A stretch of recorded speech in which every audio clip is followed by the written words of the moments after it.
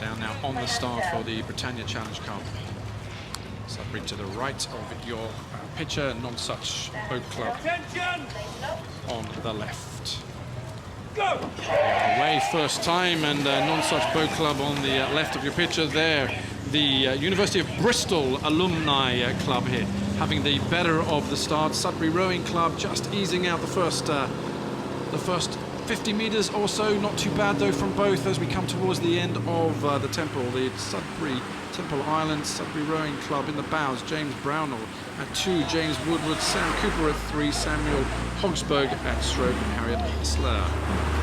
Lying down in the bows here, this is the event for Club Coxed Falls here. The early stage going to Nonesuch Boat Club, the University of Bristol alumni. Yes, and as you can see from that kind of very nice panning shot across the bows of the boats, it is Nonesuch Boat Club that has got about a half-length lead over Sudbury Rowing Club. We've seen a lot of kind of alumni boat clubs across the board. This particular one belonging to Bristol, and quite a lot of calibre here in this Bristol boat, Bristol alumni boat.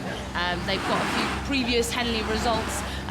You know, they've gotten through to the Thursday of the Thames Challenge Cup, you know, the event for Club 8s in 2014, and they were knocked out on Thursday, and then on the Friday of the Thames Challenge Cup in 2013. So, I mean, they've gotten quite far in previous Henleys in the 8s events. It's now time to see, I guess, what they can do in the smaller boats. Out through Forley now. That's typically the halfway mark. It is give or take a metre or so. We've got Nonesuch Boat Club stretching out a very comfortable lead there. Adam Rushton in the stroke seat, Andrew Turner at 3, Ben McSweeney at 2, Bowers, Andrew Parrish, and S. Tjornlund in the coxing seat here, doing a great job. An event that is always close to my heart, I have to say. I won that a good few years ago now. This was my first Henley medal here, winning the Britannia Challenge Cup, and again, it's just a great, because it's well contested for club crews, for club boats, and globally as well. So you know, a good quality, always good quality right from the first day, and all these heats. And we're seeing that here now from Nonesuch Boat Club here. Pretty good there, Camilla. They look quite tight on their technique. Yeah, absolutely. You can see there, if you look at the leg drive, it's very well timed together. If you look at all 4 men in that boat, the knees go down at exactly the same time, which I think is really kind of pressing that boat on. Very important when you've got, you know, a cox on board, to pick the whole boat up together and not sort of be fighting against each other. So I think that's really important, and no, they're demonstrating that very well.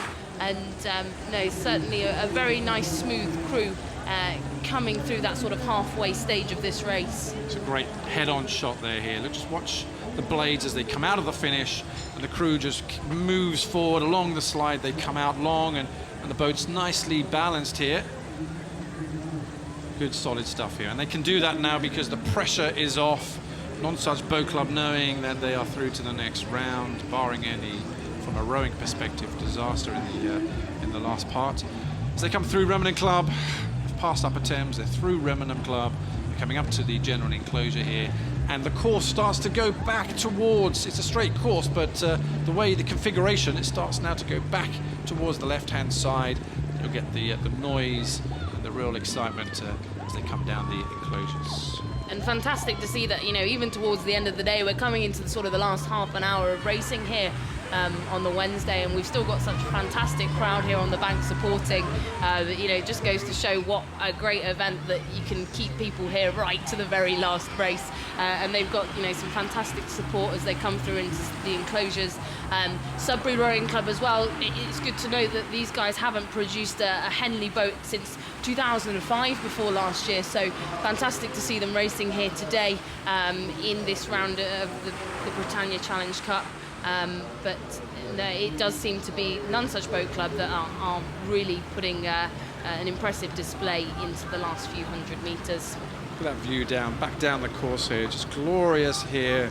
A little bit of England in the Thames Valley as we are watching now Nonesuch Boat Club paddling, and that paddling is what they are doing. Look, the rate is right down.